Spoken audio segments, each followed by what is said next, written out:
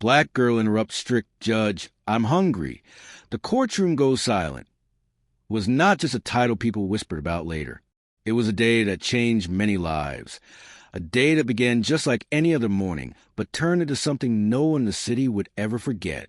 It all started in a small apartment on the east side of the city, where a young single mother named Alyssa Carter lived with her 6-year-old daughter Mira. Their home was tiny with thin walls and squeaky floors, but Alyssa tried her best to make it feel warm and safe. She was only 27, but the heavy responsibilities of raising a child alone made her feel older.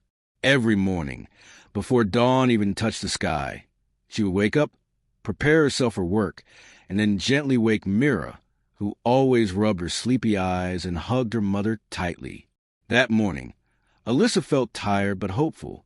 She had promised Mira she would save enough money soon to buy her new shoes for school. She didn't know that by the end of the day, everything in her life would change. Alyssa opened her front door to leave for her first job, and that was when she noticed a bright orange envelope stuck under the doorknob. Her heart dropped instantly because she knew official envelopes never meant anything easy. But she took a deep breath and opened it anyway. Inside was a court summons telling her she had a hearing that very morning because she failed to pay a parking fine of $250. She remembered the day clearly. Mira had been sick with a burning fever, shaking and crying in her blanket. Alyssa had rushed to the clinic and parked in the only open space she saw. She knew it was a handicapped spot, and she knew it was wrong, but she also knew every minute mattered. She thought explaining the situation would fix things, but life didn't work the way she hoped. Now she was ordered to appear before Judge Rowland, a man famous for being strict, cold, and unforgiving. People said he cared more about rules than people and had never shown kindness in his courtroom. Alyssa felt fear tightening around her chest. She didn't have the money, and she didn't have a plan. But she had Mira, so she took her small hand and said softly, "Baby, we have to go to court today. Stay close to me, okay?" Mira nodded with her big, innocent eyes, not understanding much, only trusting her mother completely. They walked to the courthouse, a tall gray building that looked like it swallowed sunlight. Inside, everything felt serious.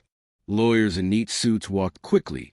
Policemen stood tall with firm expressions, and every sound echoed loudly. Alyssa held Myra's hand tighter as they entered the courtroom where Judge Rowland sat high above everyone, wearing a serious expression and glasses that made him look even more severe. The room felt cold and heavy, as if every person's fear floated in the air. When Alyssa's name was called, her heart thudded hard.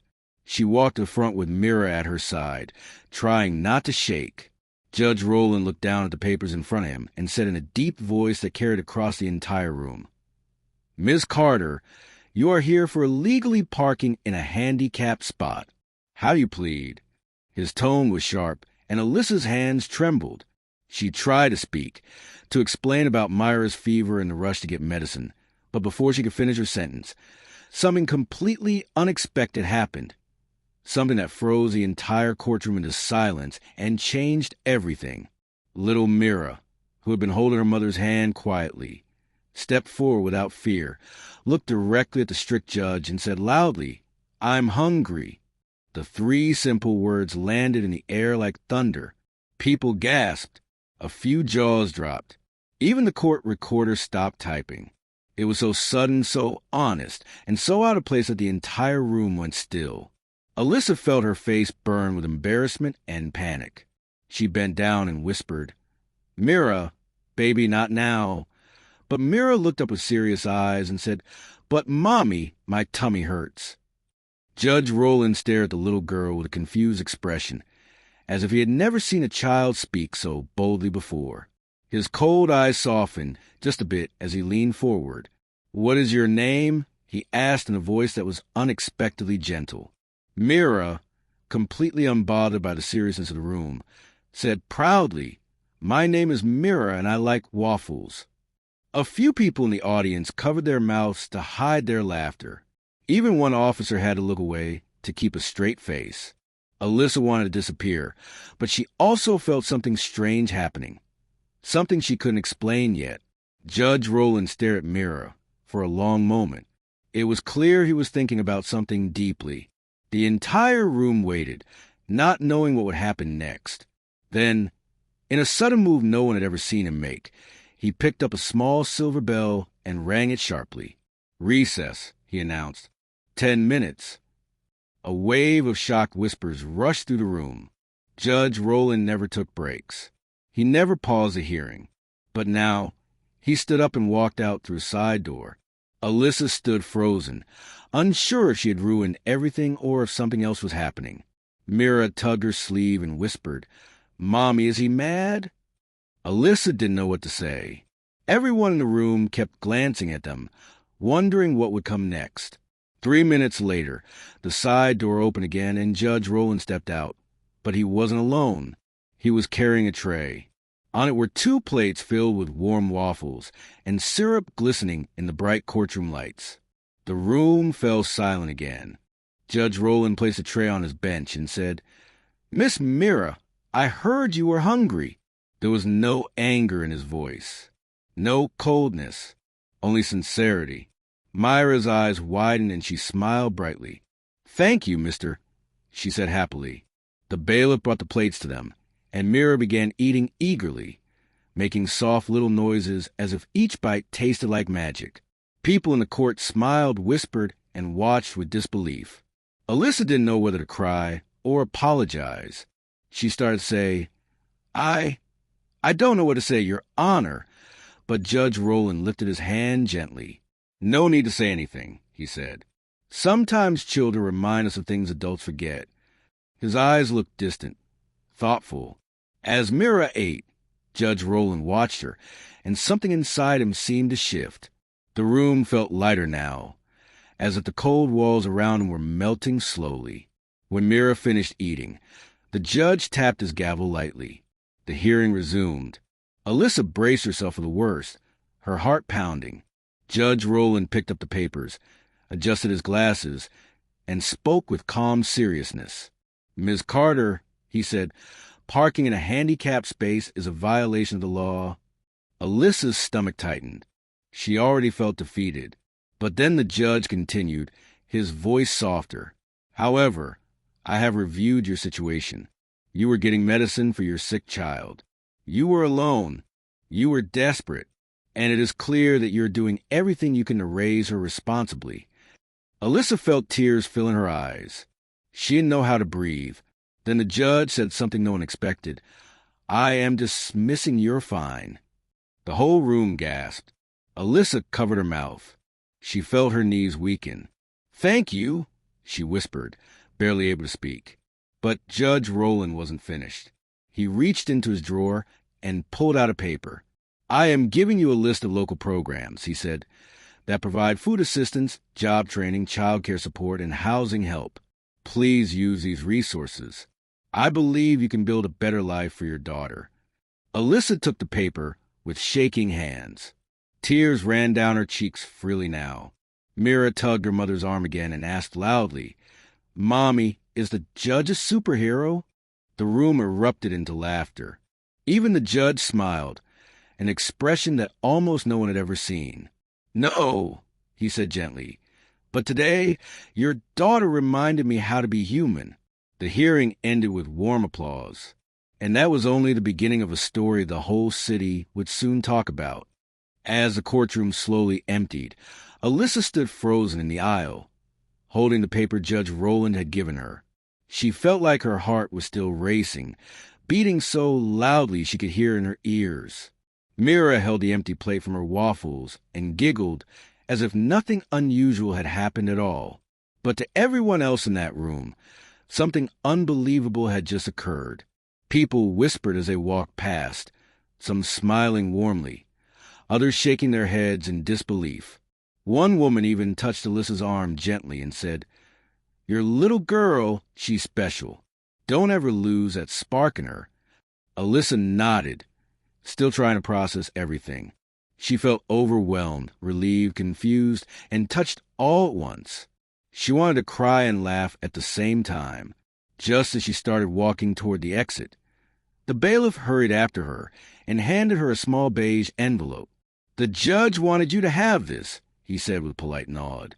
Alyssa opened the envelope and saw a meal voucher for one of the nicest restaurants in the area. Inside it was a handwritten note that read, "A warm meal can bring comfort on hard days. I hope this helps you and Mira begin again. Roland." A fresh wave of tears filled Alyssa's eyes.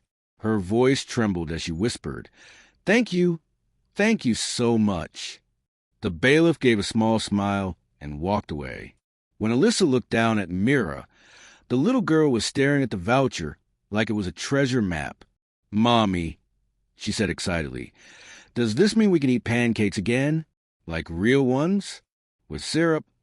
Alyssa laughed softly through her tears, feeling her chest lighten in a way it hadn't in a long time. "Yes, baby," she said, "we can eat pancakes. Real ones." Together, they left the courthouse and stepped into the bright afternoon sun. Alyssa held Myra's hand a little tighter, as if afraid she would float away. She had no idea that what happened inside that courtroom would soon spread far beyond those walls. They walked home slowly that day, and every few steps, Mira told the story again, each time adding more excitement. "And then I said I'm hungry, and everybody looked at me like this." She opened her eyes wide and dropped her mouth open, trying to mimic the shocked expression she saw in the courtroom. Alyssa laughed each time, but deep inside, she felt something heavy lifting from her heart. For the first time in a long time, it felt like the world wasn't working against her. It felt like someone had finally seen her. That night, Alyssa used the restaurant voucher. She didn't want to waste even a day. She and Mira sat at a table covered in clean white cloth with warm lights shining above them. Mira asked for pancakes again, and the waiter smiled kindly. Alyssa felt a strange calm settle over her as she watched her daughter eat happily, swinging her legs under the chair. When they returned home, Alyssa placed the judge's list of resources on the table and stared at it for a long time. It felt like a door had opened, one she never even knew existed. The next morning, something surprising happened. While Alyssa was getting ready for work, her phone buzzed nonstop. It was filled with messages from co-workers and neighbors. At first, she thought something bad had happened, but then she saw the notifications. Videos, news links, screenshots, headlines, all sharing the same story. Someone in the courtroom had filmed Mira saying, "I'm hungry," and the moment Judge Roland brought out the waffles. The clip had spread quickly, going from one person to another until it reached local news stations. Soon the story was everywhere. People all across the city were talking about the strict judge who changed his heart because of a hungry little girl. Some were calling it a miracle. Others said it reminded them of kindness. Alyssa, however, felt nervous. She never wanted attention. She never asked for any of this. But she couldn't stop what was happening. By evening, their story was on the front page of several news sites. 2 days later, Alyssa received a phone call she never expected. "Hello, may I speak with Miss Carter?" a gentle voice asked. "This is she," Alyssa replied nervously.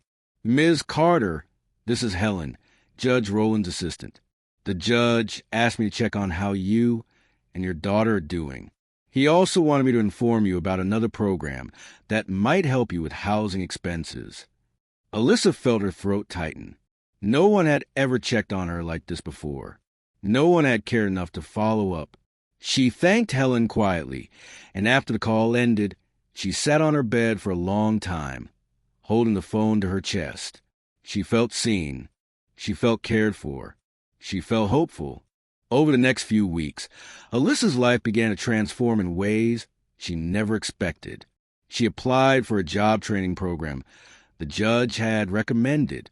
It offered better pay, fixed hours, and even child care support. She also joined a food assistance program that allowed her to bring home fresh groceries every week. With each new step, her life felt a little less heavy, a little less impossible.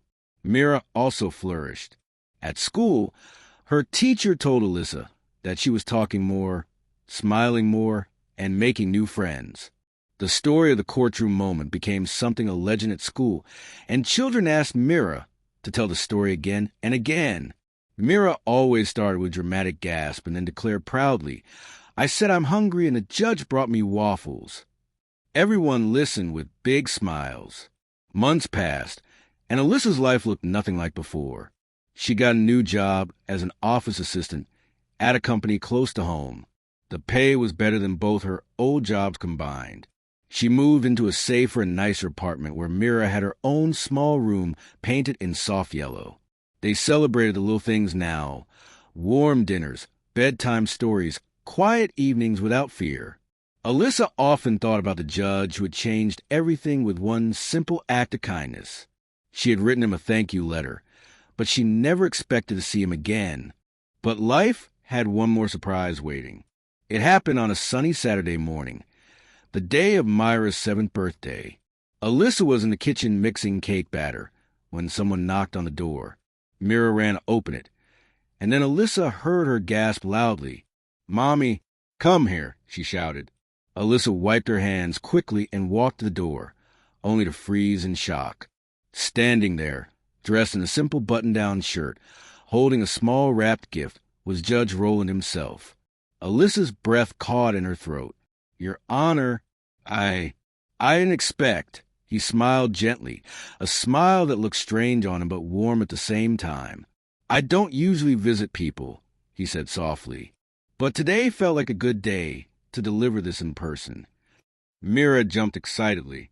"It's my birthday. Do you want to eat cake with us?" Alyssa felt her face heat in embarrassment, but Rowland chuckled. "I would be honored," he said.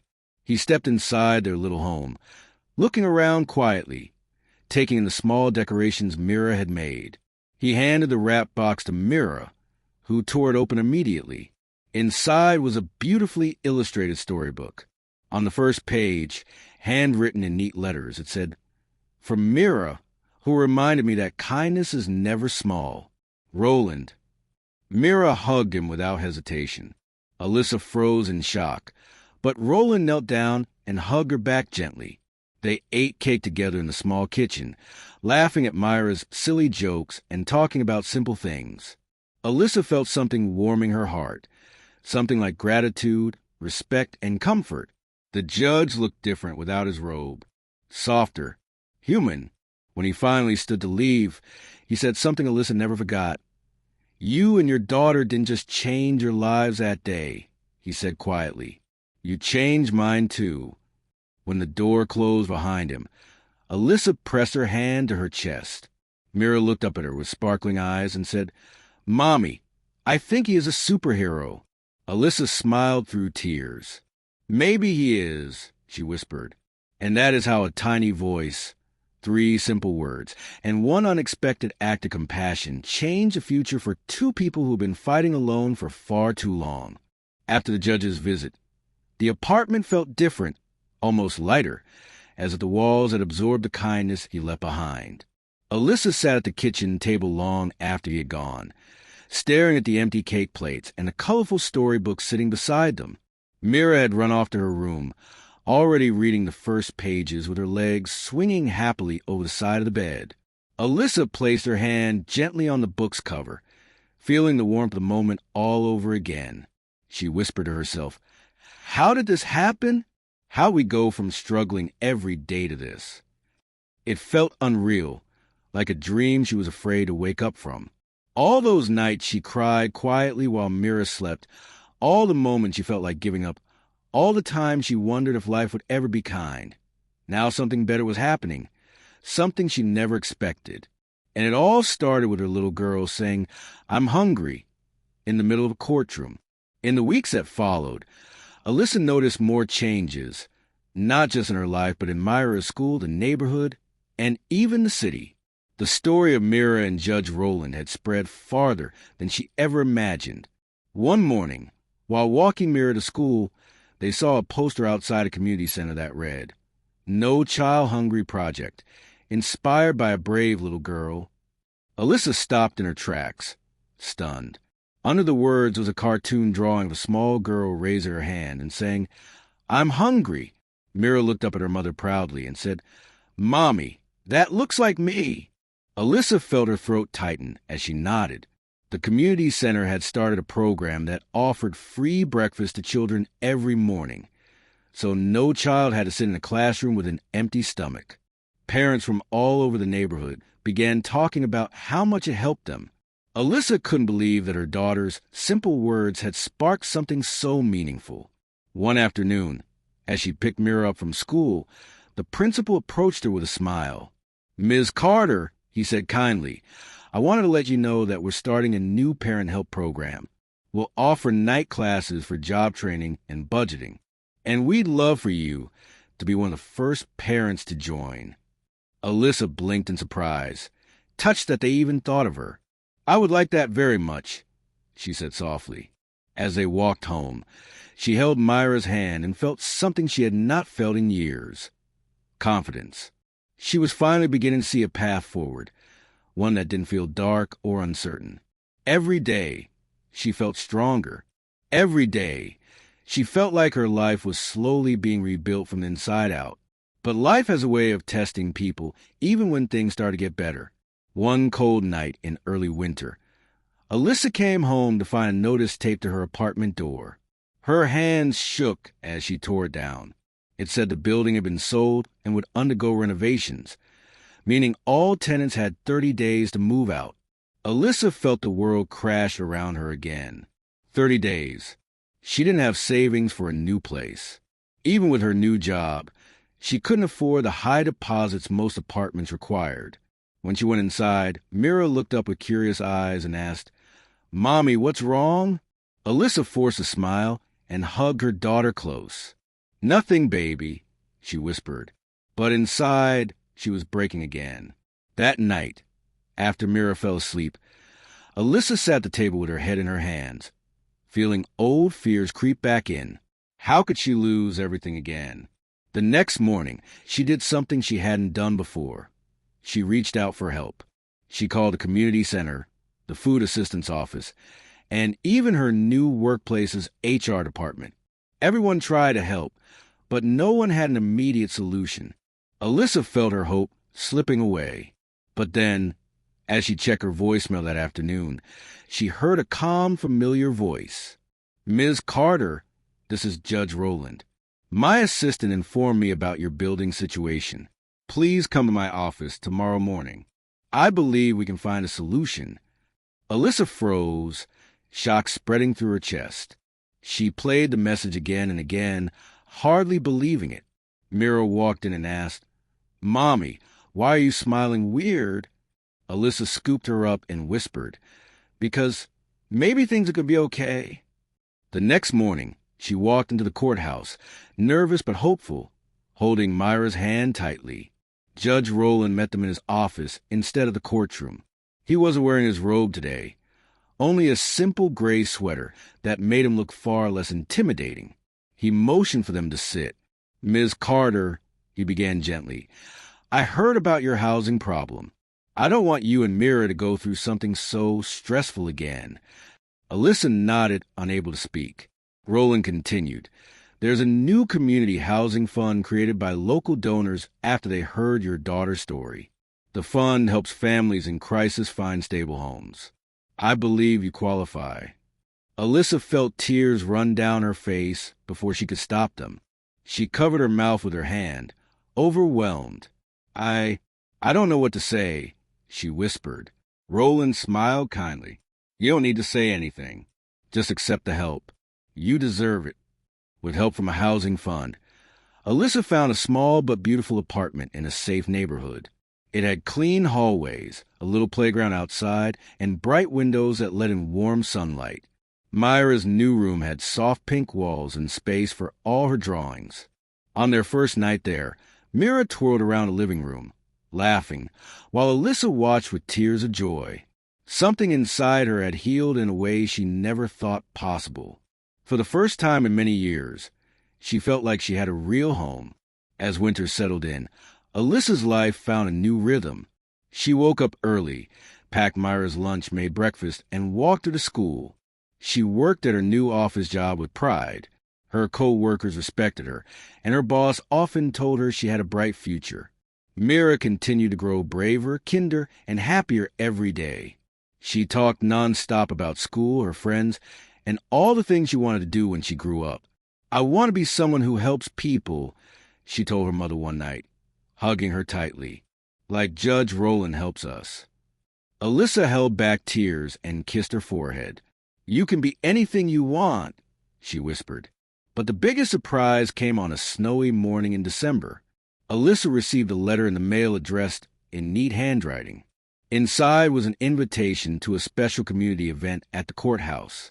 The letter said they would be honoring people who made a difference in the city that year. At the bottom, in smaller writing, it said, "Please bring Mira. She is the reason this all began." Alyssa felt her heart leap.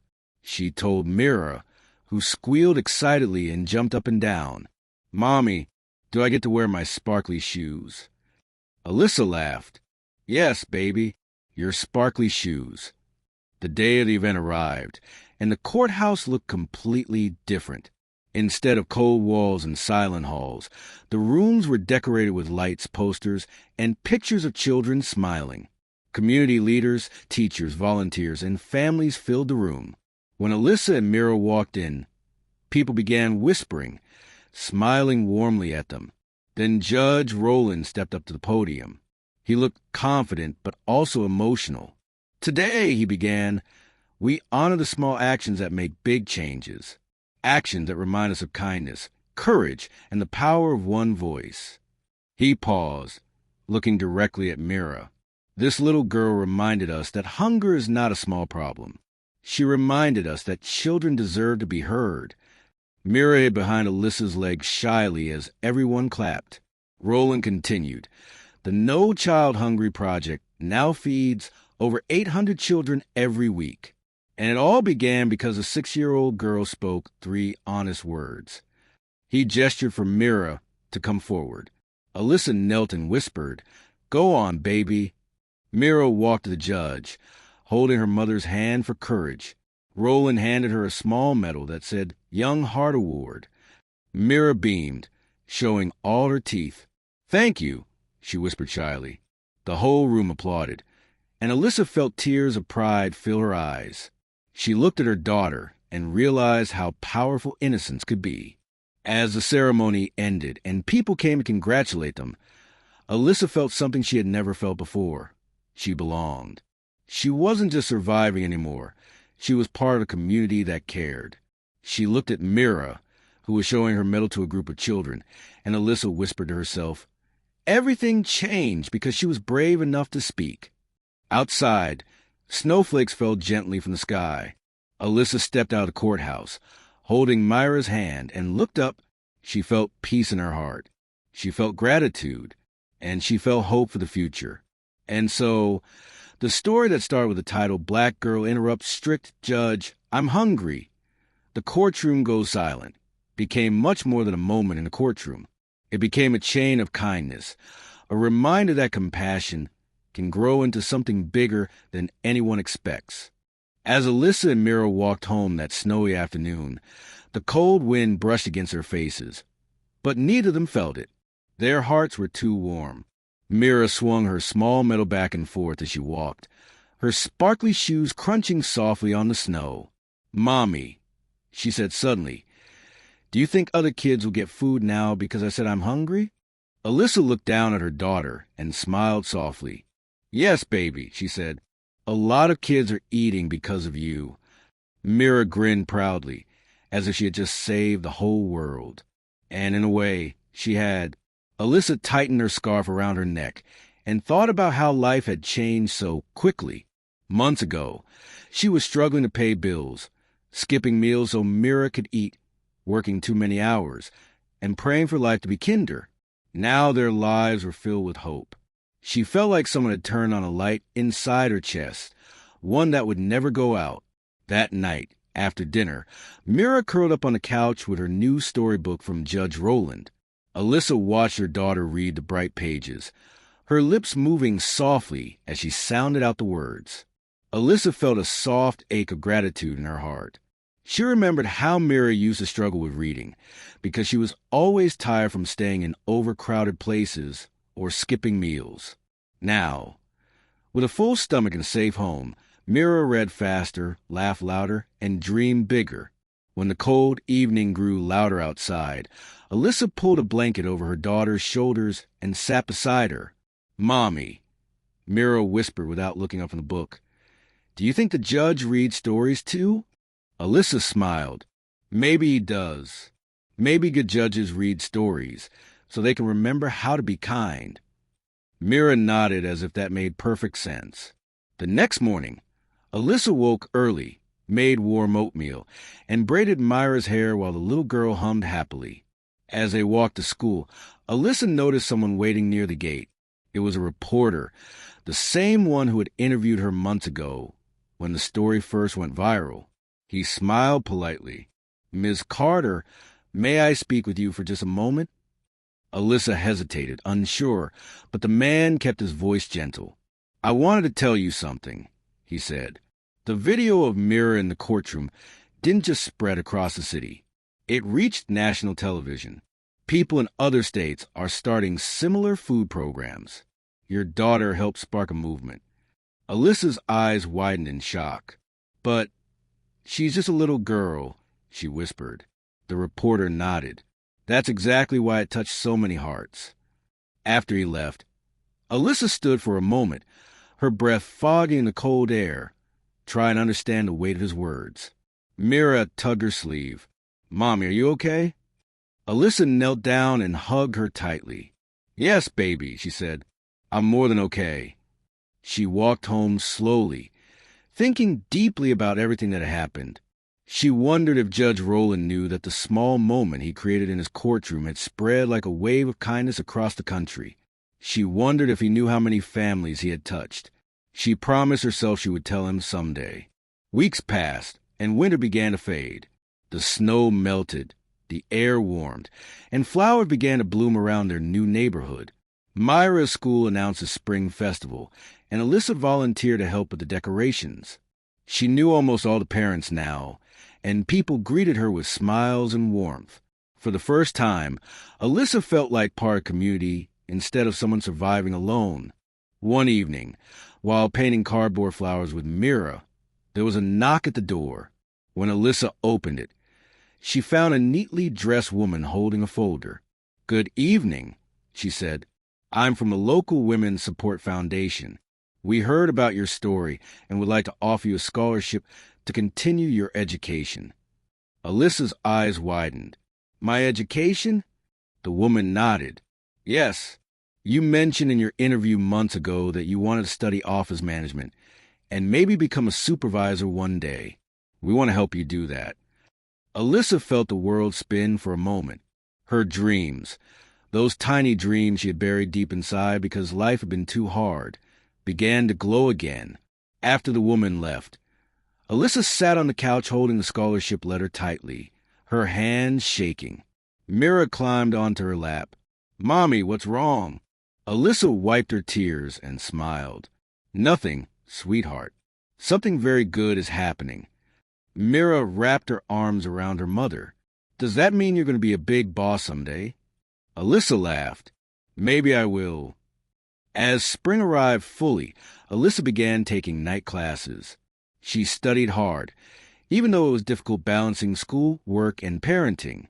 She stayed up late reading, practicing, learning, and pushing herself to do better. Sometimes, when she grew tired, she remembered everything they had survived. She remembered the courtroom. She remembered the look on Judge Rowland's face when he first saw Mira, and that memory gave her strength. Meanwhile, Mira grew happier each day. She made new friends, brought home drawings to the refrigerator, and talked constantly about helping people when she grew old enough. One day, as Alyssa helped her with homework, Mira asked innocently, "Do you think the judge misses us?" The question caught Alyssa by surprise. "Maybe," she said softly. "Maybe he does." But Mira wasn't done. "Can we visit him?" Alyssa shook her head gently. "We can't just visit judges like that, baby." Mira pouted for a moment, but then smiled again. "Okay, but maybe you will visit us again." Alyssa didn't want to make promises she couldn't keep, so she just kissed her forehead. But deep inside, she wondered too. Did he think of them? Did he ever remember Myra's little voice saying, "I'm hungry"? Did he know how much he had changed their lives?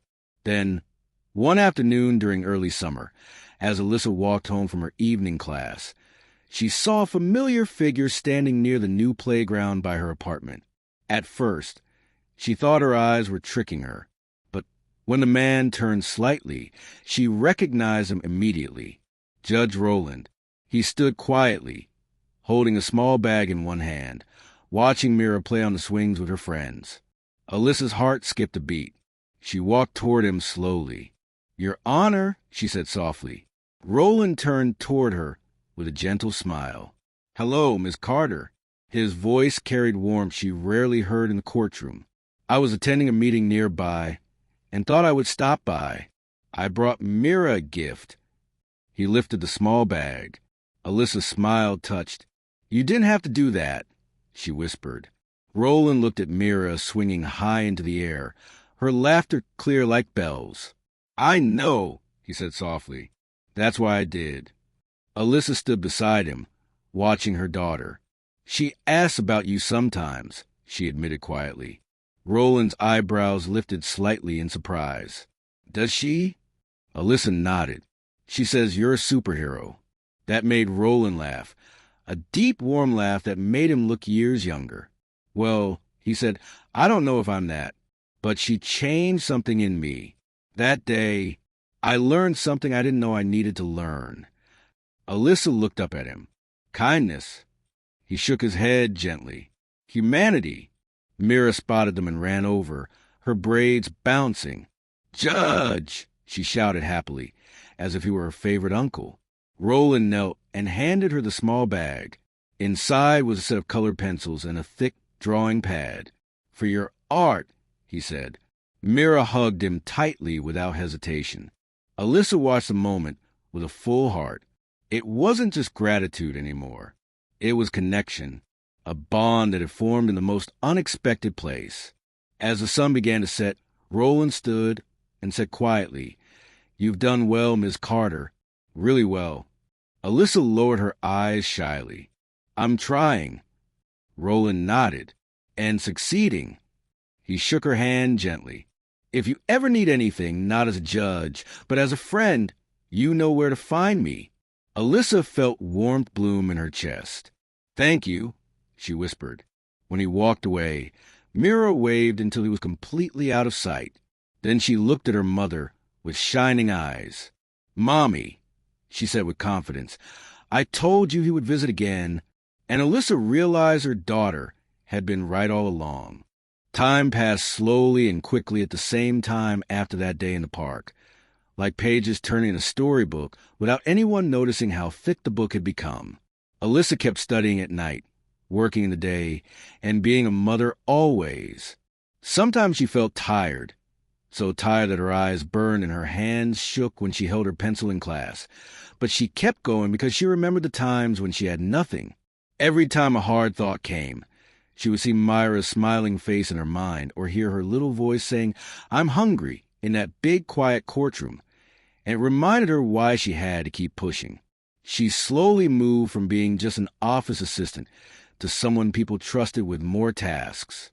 Her boss would come to her and say, "Can you organize this file system?" Or, "Can you talk to the new workers and show them what to do?" And she would nod and handle it carefully, making sure everything was neat and correct. At night, Mira would sit at the table drawer with the colored pencils Judge Rowland gave her, and sometimes she would look up and say, "Mommy, you're like the boss of papers now." And they would both laugh. On some evenings, Alyssa would stop and look around their small but warm apartment, with school books on the shelf, drawings on the fridge, and a real sense of safety in the air, and she would feel her chest fill with a soft, deep happiness she never thought she would know. But one day, life sent another test, sudden like thunder on a sunny day. Alyssa woke up with sharp pain in her chest and a heavy feeling in her head. She tried to ignore it, tried to tell herself it was just from staying up too late, but as the hours passed, the pain grew worse. Her breath became short, and her hands trembled too much even to hold a cup. While Mira was at school coloring and learning, Alyssa struggled at her desk at work, her vision blurring. a ringing sound in her ears. Her boss noticed her pale face and asked if she was okay, but Alyssa just nodded weakly, afraid that if she said something, she might fall apart. She didn't want to lose this job. She didn't want to be seen as weak. But by the afternoon, when she tried to stand, her legs shook and she nearly fell. Her boss rushed forward and said firmly, "That's it. You're going to the hospital," and called an ambulance before Alyssa could protest. Lying on the stretcher in the bright, cold ambulance, listening to the siren scream through the streets, she thought only of one thing. Who would pick up Mira from school? Who would make her dinner? Who would tell her everything was okay? At the hospital, doctors moved fast, asking questions, checking her heart, her blood pressure, her breathing. They said words like exhaustion, stress, and overworked, and told her she had pushed herself too hard for too long. Her body was warning her. She needed rest, real rest, not just sleeping a few hours between jobs and chores. Alyssa lay there, feeling small and helpless on the white bed, and tears slid down her cheeks. How could she rest when bills still existed? How could she rest when her daughter still needed food, clothes, and school things? She covered her eyes with the back of her hand and whispered, "God, please, I can't go back to the way things were." Just then, there was a soft knock at her hospital room door. When she looked up, her heart jumped in surprise. Standing there, looking strangely out of place in the busy hospital hallway, was Judge Rowland in a simple dark coat, holding a bouquet of small white flowers. For a moment, Alyssa thought she was dreaming. "Your Honor," she breathed. How did he always appear just when things were about to fall apart? Rowland stepped into the room, his face calm but his eyes full of concern. "Ms. Carter," he said in a gentle voice, "I heard from your employer that you were unwell. May I come in?" Alyssa nodded quickly, wiping her tears, embarrassed to be seen in a hospital gown. He placed the flowers on the small table beside her bed and pulled a chair close. "You've been pushing yourself very hard, haven't you?" he asked quietly. Alyssa tried to smile. "I didn't want to waste the chances I was given," she whispered. "I didn't want to fail." Rowland shook his head slowly. "Taking care of yourself is not failure," he said. "You cannot pour from an empty cup. You cannot care for your daughter if you break yourself." His words sank into her heart like gentle rain on dry ground. For the first time, she understood that rest was not selfish. It was necessary. Meanwhile, at school, Mira waited near the gate, kicking a small rock with her shoe, wondering why her mother was late. The minutes ticked by slowly, and the sun began to dip lower in the sky. The other children left one by one, running into the arms of their parents or older siblings, laughing and chatting. Mira stood alone, hugging her backpack straps tightly. Fear started to creep into her chest. What if Mommy had forgotten her? What if something bad had happened? Just as her eyes began to sting with tears, a familiar car pulled up in front of the school. The door opened, and out stepped a woman she had seen before, Helen, the judge's assistant. She smiled kindly and said, "Hi, Mira. Your mommy had to go to the doctor, so I came to get you. She's okay, but she needs a rest. Want to come see her?" Myra's worry turned into a small, tight knot. She nodded quickly and climbed into the car. On the way to the hospital, she pressed her face to the window, her mind racing. She remembered the times when Mommy had come home rubbing her back, saying she was tired but still smiling. She remembered the dark nights when money was tight and food was small. She whispered to herself, "Please, Mommy, be okay." When Helen and Mira entered the hospital room, Alyssa's tired face lit up. Her eyes filled with tears again, but this time they were tears of relief and love. "Baby," she whispered, opening her arms. Mira ran to her and hugged her carefully, afraid to hurt her. "Are you okay, Mommy?" she asked in a small voice. Alyssa nodded, kissing her forehead. "I will be," she said softly. "I just need to rest for a while." Mira looked at Judge Rowland, who was standing quietly near the window, and then back at her mother. "Is the judge helping us again?" she asked. Rowland smiled faintly. I'm just making sure the bravest girl I know and her mother taken care of, he said. Helen explained that arrangements had been made so Mira could stay with a friendly neighbor for a few nights, and that Alyssa would receive some financial support while she recovered, thanks to the community fund that had grown even larger since their story spread. Alyssa closed her eyes, whispering gratitude, feeling once again like kindness was wrapping around her like a warm blanket. The doctors kept Alyssa in the hospital for a few days to make sure her heart and body were steady again. During that time, she had a lot of quiet hours to think, to reflect on where she had been and where she was going. She realized that the little girl who had once stood in the courtroom and said, "I'm hungry," had not only changed the judge in the city, but had also changed her mother's view of herself. Alyssa began to understand that she didn't have to live in constant fear anymore. She didn't have to wear her struggle like heavy chains. She had value, skills, and dreams. She had people who cared now. When she was finally allowed to go home, she promised herself she would live with more balance.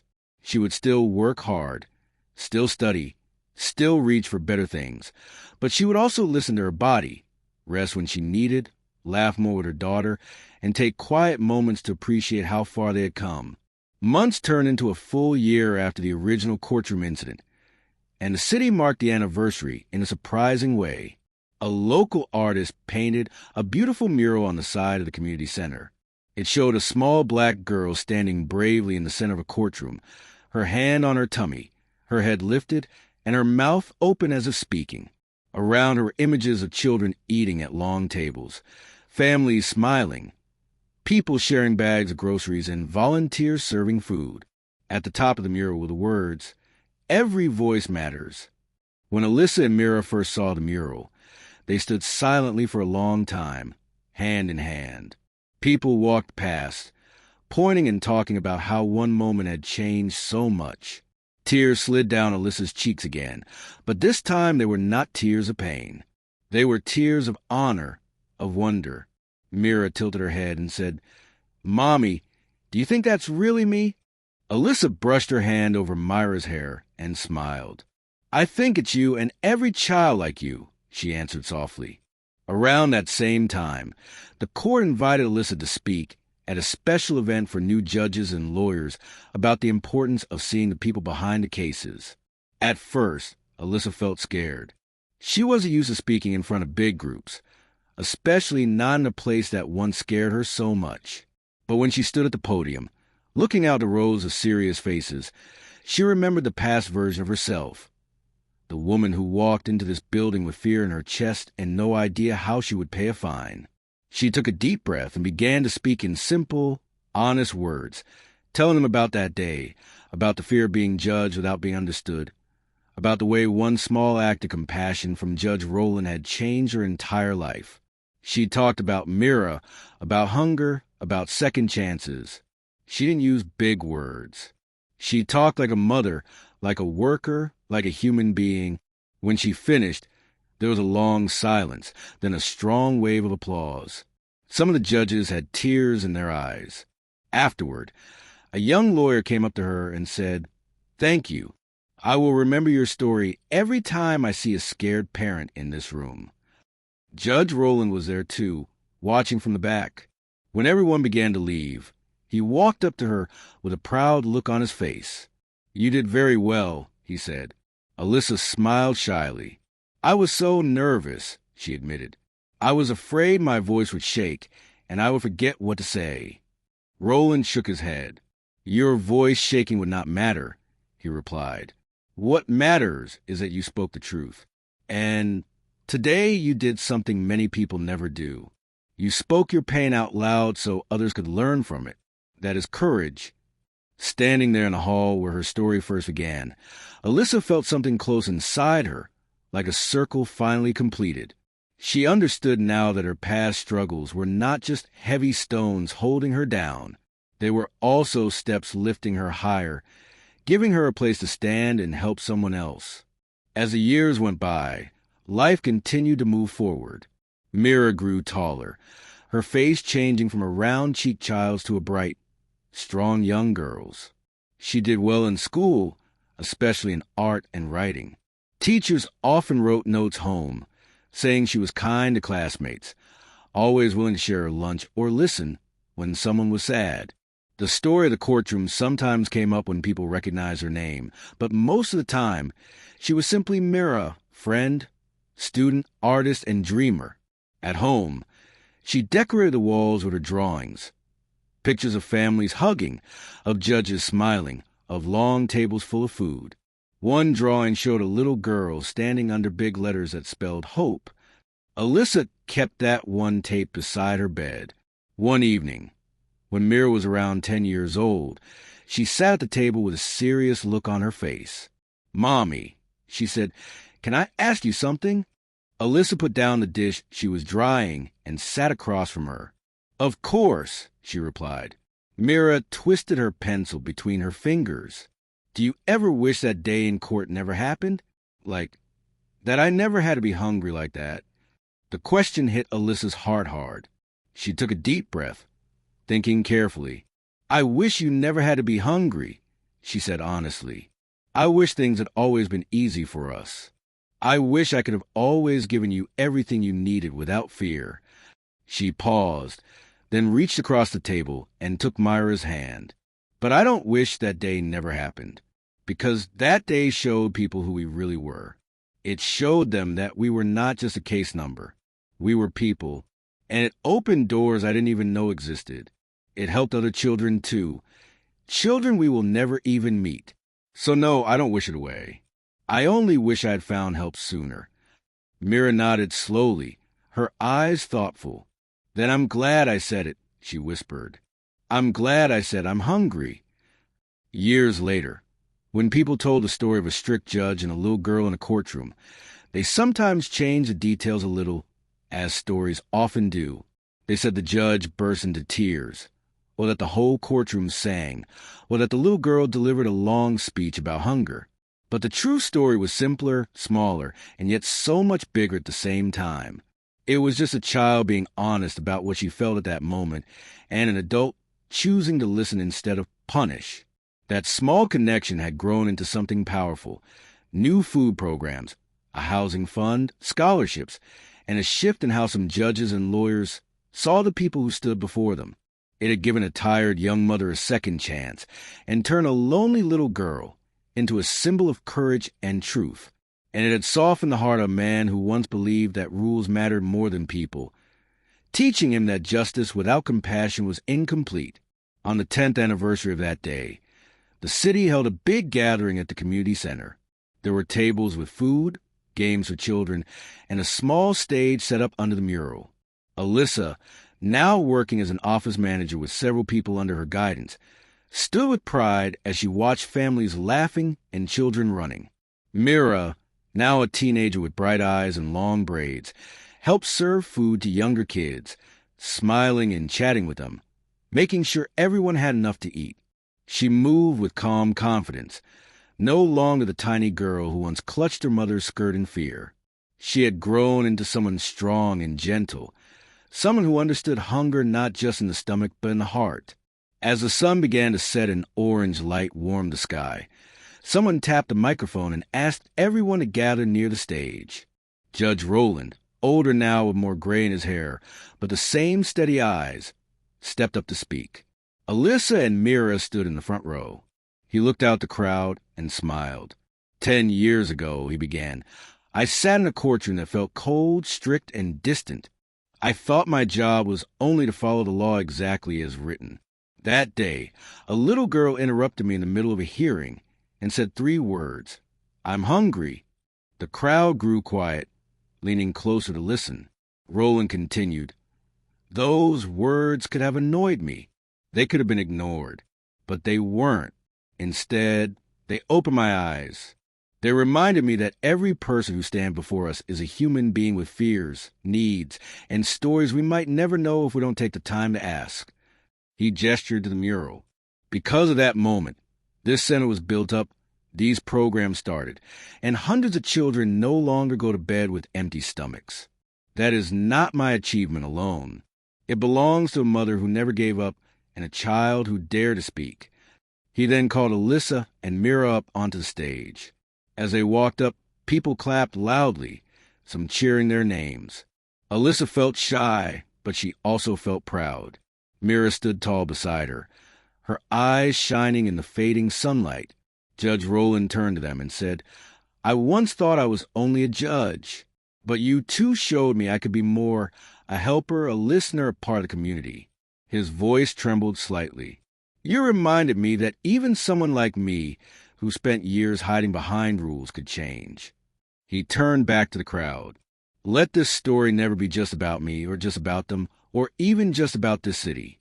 Let it be a reminder that no act of honesty is too small and no act of kindness is ever wasted." Then he did something even more surprising. He stepped aside and held out the microphone to Mira. The whole crowd grew very quiet, waiting to hear her speak. For a moment, Mira looked out at all the faces and felt the weight of their eyes. Her heart beat fast. But then she remembered that she had already faced a full courtroom when she was just 6 and said the 3 bravest words of her life. This was nothing compared to that. She took a breath and said in a clear voice, "When I was little, I did not speak because I wanted to be famous or because I wanted people to clap. I spoke because my stomach hurt, and I could not pretend that everything was okay. I was scared, but being hungry felt worse than being scared. I think sometimes people are hungry in other ways too. Hungry for love, hungry for respect, hungry for someone to listen." She paused, letting her words settle. "If you ever feel hungry like that, I hope you say something. And if you ever see someone else who is hungry, I hope you listen. That's all." The crowd was silent for a long heartbeat, and then the applause came, loud and long, rising like a wave. People wiped their eyes. Some hugged the person standing next to them. Alyssa moved closer to her daughter and squeezed her hand tightly, filled with more pride than she could ever put into words. Judge Rowland looked at Mira with a mixture of awe and affection. In that moment, it was clear that she was no longer just a girl from the story. She was a young woman with her own voice, her own strength, and her own path ahead. When the event ended and people started to leave, the sky had turned a deep blue. The lights from Community Center shone softly, casting warm circles on the ground.